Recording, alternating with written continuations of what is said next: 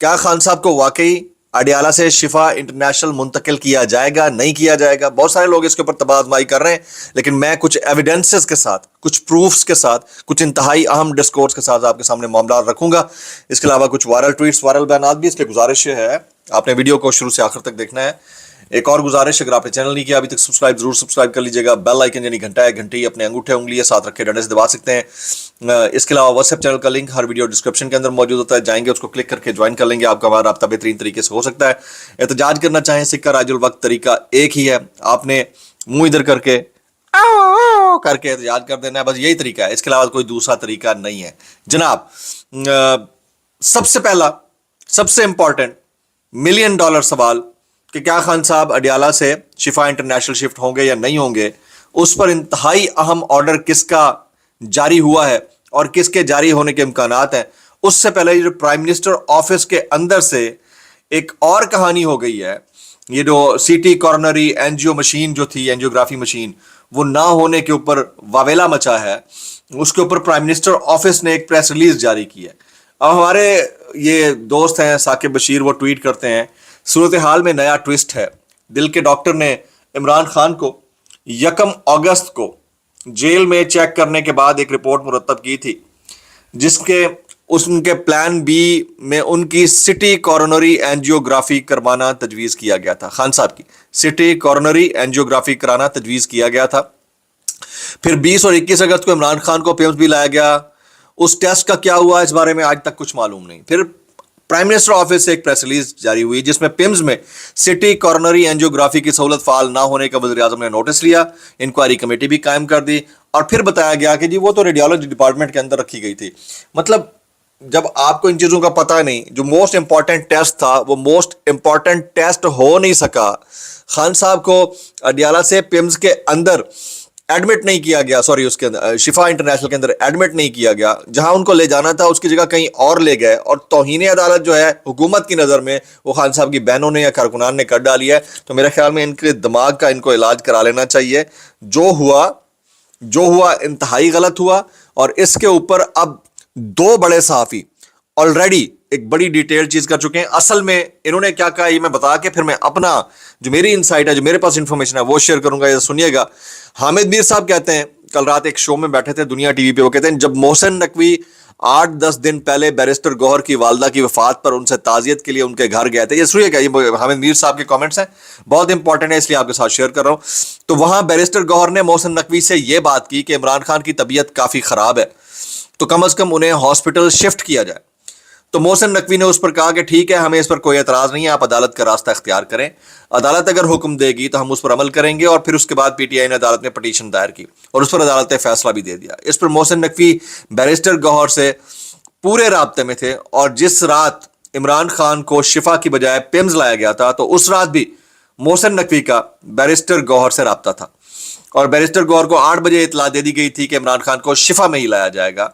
لیکن پھر اس کے بعد مسلم لیگ نون نے ایک گروپ نے موقف اختیار کیا کہ یہ ہماری جو ریویو پٹیشن ہے اس میں ہم نے کہا کہ عمران خان کو پرائیویٹ ہاسپٹل نہیں لے جایا جا سکتا، ان کو سرکاری اسپتال میں لے جایا جائے، اور پھر شفا کے باہر کچھ لوگ اکٹھے ہو گئے جس کو بہانہ بنا کر وہ عمران خان کو پیمز لے گئے۔ تو اس پر میرا خیال ہے، یعنی حامد میر صاحب کا خیال ہے کہ محسن نقوی کا نام اس لیے نہیں شامل کیا گیا کیونکہ پی ٹی آئی کی لیڈرشپ یہ سمجھتی ہے کہ محسن نقوی نے ہماری درخواست پر عمران خان کو جیل سے ہاسپٹل لانے کا جو عمل تھا اس میں کوئی رکاوٹ نہیں ڈالی، تو ہو سکتا ہے آئندہ سماعت میں بھی وہ رکاوٹ نہ ڈالیں، تو اس لیے ان کا نام توہین عدالت کی درخواست میں نہیں ڈالا گیا۔ میں اتنا کہنا چاہوں گا، یہ گورنمنٹ کا حصہ ہی ہیں محسن نقوی صاحب، ان کی پالیسی یہ ہو سکتی ہے، گورنمنٹ کی پالیسی یہ ہو سکتی ہے، if you can not fight them be with them, کہ اگر آپ مقابلہ نہیں کر سکتے اور نہیں کر پا رہے 3 سال سے تو دوستی کر لیں۔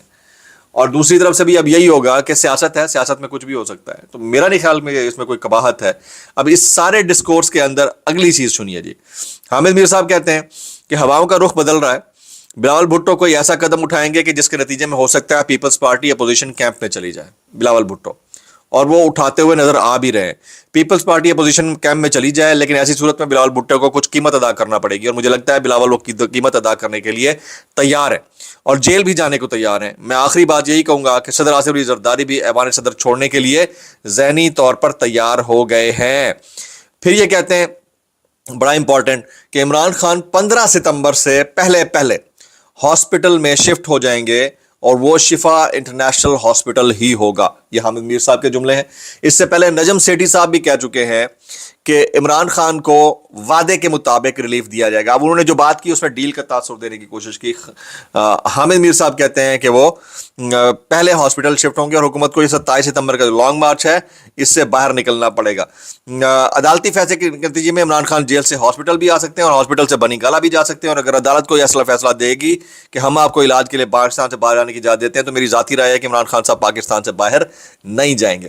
اچھا یہ 2-3 چیزیں تو میں پہلے ہی کہہ چکا ہوں کہ وہ اپلائی جب بھی فیصلہ آئے گا عدالت کا آئے گا. اور ابھی بھی یہ جو حکومت کا عمل درآمد نہ کرنا ہے ایک فیصلے کے اوپر، اس کے اوپر جو توہین عدالت کی پٹیشن کے اندر جو فیصلہ ہوگا یا اس کے علاوہ کوئی فیصلہ ہوگا، خان صاحب کی اڈیالہ سے اشفا یا بنی گالہ جہاں بھی منتقلی ہے وہ عدالتی فیصلے کے ذریعے ہی ہوگی. یاد رکھیے گا، یہ بات آپ میری ذہن نشین کر لیں. ملک سے باہر نہ پہلے جانے کے لیے راضی تھے نہ اب جائیں گے.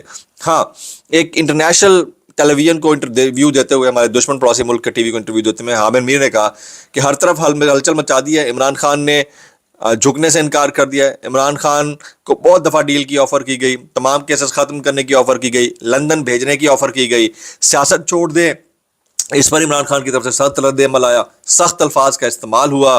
عمران خان نے کہا کہ میں کوئی نواز شریف نہیں ہوں کہ ڈیل کر کے بھاگ جاؤں. تو یہ بات تو طے ہے کہ عمران خان جو ڈیسائیڈ کر کے بیٹھے ہیں وہ وہی کریں گے جو ان کے ذہن میں چل رہا ہے. لیکن یہ بھی میں آپ کو بتا دوں کہ اس وقت جو اوور آل ڈبیٹ چل رہی ہے کہ خان صاحب جو ہے وہ کتنے دنوں تک آ سکتے ہیں اڈیالہ سے اشفا یا شفا انٹرنیشنل. تو واٹ آئی بلیو از کہ ان دا فرسٹ اور سیکنڈ ویک آف سپٹمبر، اور یہ ہوا اور لگے گی لانگ مارچ والی کہانی کو. یہ سیزنل قسط نہیں ہے، ان کو لگ پتہ جانا ہے.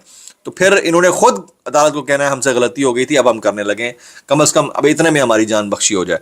تو میرے پاس یہ انفارمیشن ہے کہ عدالت کے ذریعے ہی عمران خان صاحب کو ایک بڑے آرڈر کے ذریعے فردر ریلیف دینے کی کوشش کی جائے گی یا فردر ریلیف ملے گا.